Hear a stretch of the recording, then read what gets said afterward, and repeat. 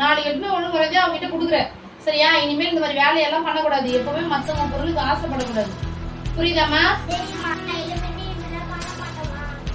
சரி, ஓகே. நான் நாளைக்கு உனக்கு ஆசை இருந்தாலும் அந்த மாதிரி மத்தவங்க பொருளுக்கு ஆசைப்படக்கூடாதுமா. சரியா? நீ நாளைக்கு எடுத்து கிட்ட கொடுத்துட்டு நான் வெள்ளிக்கிழமை உனக்கு வாங்கிட்டு வந்து தரேன். அப்ப நீ பெயிண்ட் பண்ண. ஓகேவா?